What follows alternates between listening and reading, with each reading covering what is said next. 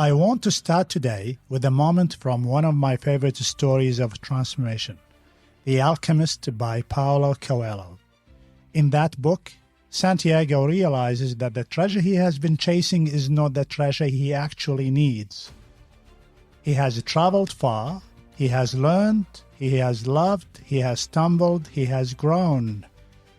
And suddenly, the change that once felt essential begins to feel small. It no longer fits the size of who he has become. That moment stays with me because it raises a quiet but powerful question. How do I know when I have outgrown this change? And it makes me think of something Leonard Cohen once said. This came from one of his later interviews around the time of You Want It Darker. Each time you find your clarity, it dissolves. I smile every time I read that. Clarity is temporary. We grow, and what was right for us at one stage loosens its grip. And then there's Toni Morrison. In her essays, especially Source of Self-Regard, she talks about how the very structures that once support us can later confine us. That line has lived in me for many years.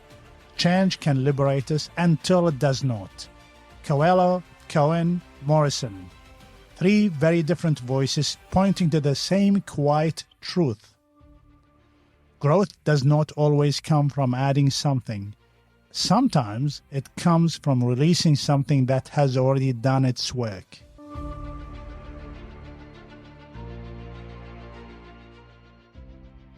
I am Ali Jama, and I have a change question. This is a short solo series inside the inner game of change, just me exploring the questions that stay with me and offering them to you in case they stay with you too. It is not therapy and it is not advice. It is simply a quiet moment to pause together and think about the changes shaping our lives. How do I know when I have outgrown this change?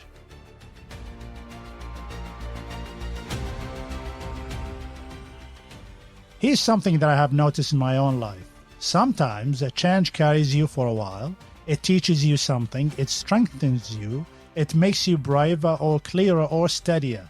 But then, almost without warning, it begins to feel restrictive. Not wrong, just too small.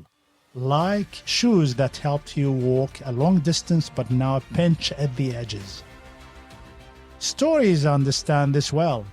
Think of Frodo in The Lord of the Rings by J.R. Tolkien. He begins with a task that shapes him, challenges him, and transforms him. But there is a moment at the end when the very journey that forged him is no longer the journey he can stay in. He has outgrown the world he saved. Or Jo March in Little Women by Louisa May Alcott. She spends years fighting for independence and purpose. Then her own change matures. What once fueled her becomes a different calling. Her relationship with change evolves as she evolves. Both stories show us the same thing. Outgrowing change is not betrayal, it is growth. Psychologists sometimes call this developmental drift, an idea that appears in adult development work by scholars like Robert Kegan in The Evolving Self. I quite like that. It reminds me that change is not a destination. It is a companion. And here's a small truth many of us discover the hard way. We cling to changes long after we have outgrown them because they feel familiar. Familiarity is warm, but it is rarely where growth lives.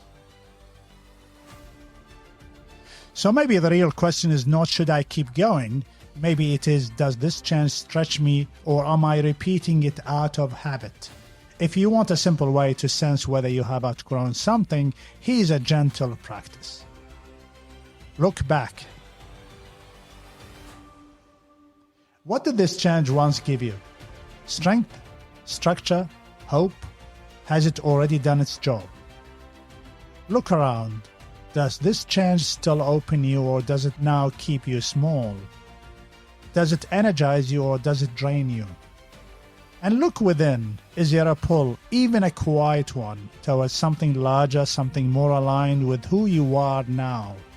Growth often whispers before it speaks. And here's something that I have seen again and again. When we outgrow a change, the people around us feel it too. Colleagues notice it in how we show up. Family senses the restlessness. Friends pick up the subtle shift in our own tone. Outgrowing a change is not a private moment. It ripples.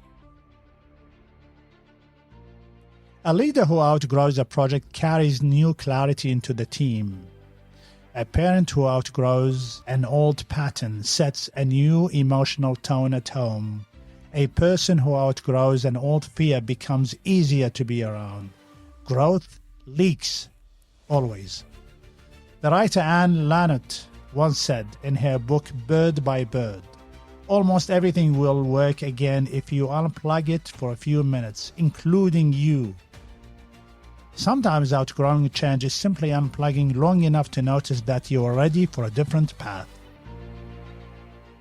So here's my question for you this week. Where in your life do you sense you have outgrown a change? And what might open up if you gently loosen your grip?